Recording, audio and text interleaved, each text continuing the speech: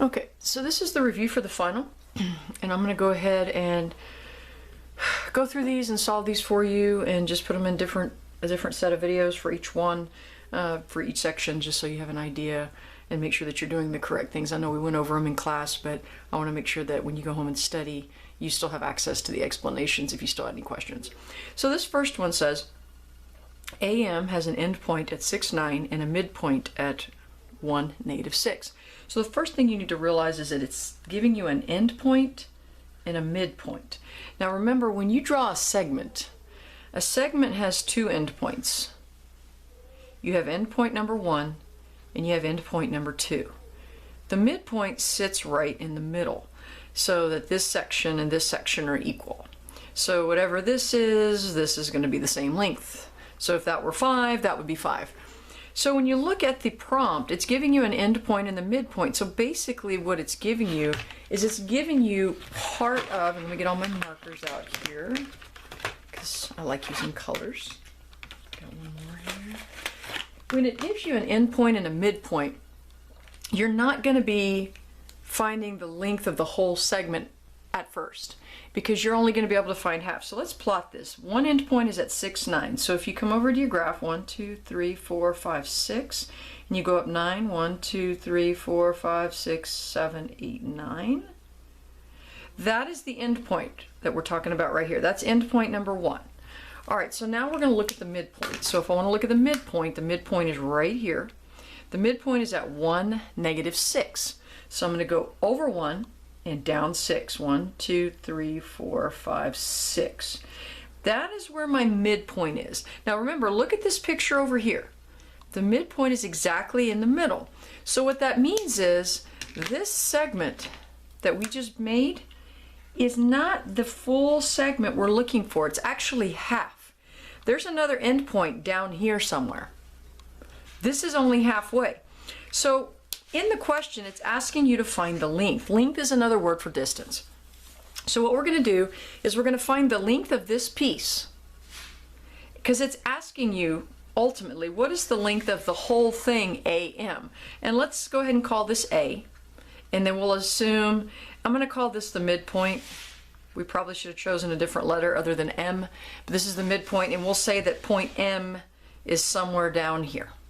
Okay? So I'm going to find the length of this guy, and that's going to tell me half of the segment, and then I'm going to double that to find the whole segment. So the distance formula is right here, and what I always do is I rewrite the formula itself without anything plugged in. Now my students know I do this because I don't want you to mess up negatives. So let's go ahead and look at our 2 points. First of all, the distance formula asks us to find the 2 x coordinates. So I've got 6 and 1 are my 2 x's. Remember, every coordinate is set up in xy form. So when I have 2 points, let's make this x1 and let's make this x2. So x2 minus x1. So x2 is 1, x1 is 6. Now, does it matter what order I plug these in? Not in the distance formula. In the slope formula and some other formulas, it does matter because the signs do take effect, but since we're squaring here, it doesn't matter. Everything becomes positive. But I'm just going to keep in line with the formula that you're familiar with. So we'll do x2 minus x1. Then I'm going to go and I'm going to have y2 minus y1. So I'm going to put in -6 here, and I'm going to put in 9 here. Now, once you get to this point, I don't have an Inspire calculator with me, but you can use the Inspire calculator to actually plug this in and get your answer. And for mathematical purposes, let's go ahead and solve this out without the calculator. So I've got 1 minus 6, that gives me -5 squared. -6 minus 9 more gives me -15 squared.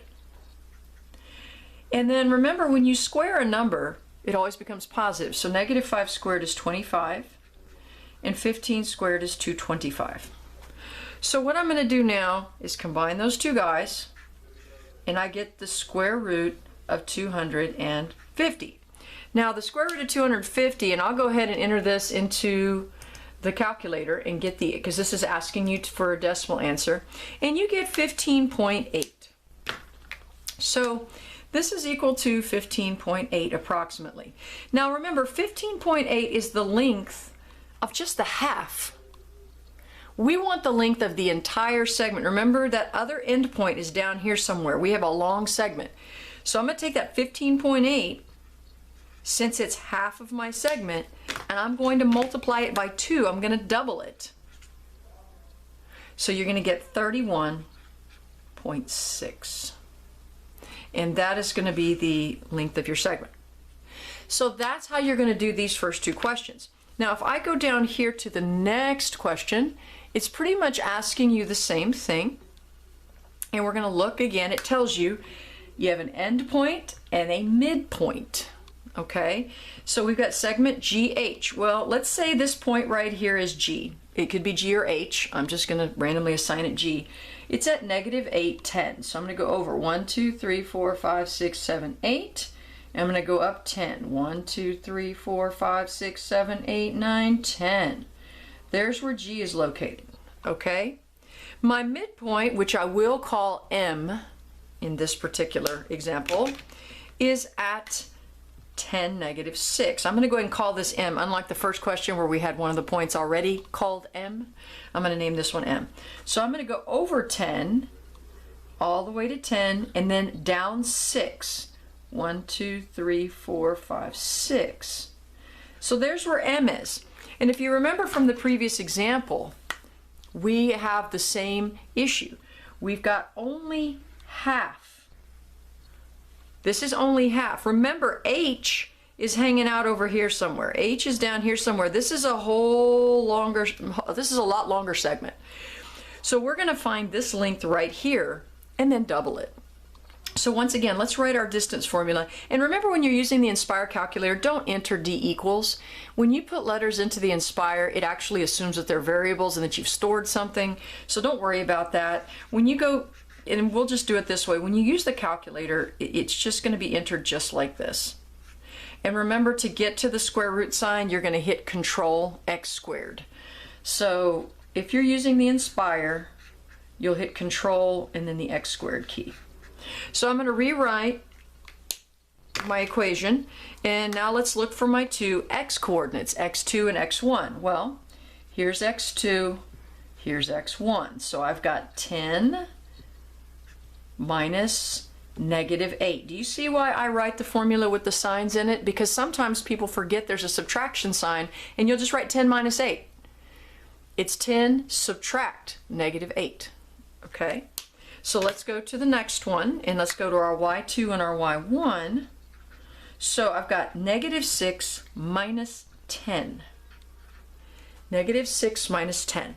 So again, once you have this, if you're using the Inspire, you can just plug this into your Inspire and you'll get the answer. Let's go ahead and work it out mathematically. So you've got 10 minus a negative, that becomes 10 plus 8. So that's 18 squared, plus -6 minus 10, which is -16 squared. Notice I'm not losing the square root sign, the radical sign. A lot of people forget that. So I'm going to continue down here. 18 squared is 324. And -16 squared is positive 256. Remember, when you square something, a negative times a negative is a positive. So then I'm going to come through here, 324 plus 256. So I've got 570, so I've got 580. So I'm going to take the square root. Whoops, let me clear all. I'm going to take the square root of 580. Again, your calculator will do all this without having to use this part. I just want to show you how to do it mathematically so that you have an understanding of why the calculator is doing what it's doing. So this is what you'll enter, and then it'll solve it straight down to where I'm going. So you're going to get 24, it's going to be approximately 24.1. So you're going to get 24.1. Now, remember, 24.1 is only, because we're going from end point to midpoint, is only 1/2. We have another 24.1 down here for the other half of the segment. So just like we did in the previous question, we're going to multiply by 2. So when I multiply that by 2, I get 48.2, and that is my answer. So that is how you use the distance formula. First of all, how to apply it, and then how to understand the concept of midpoint.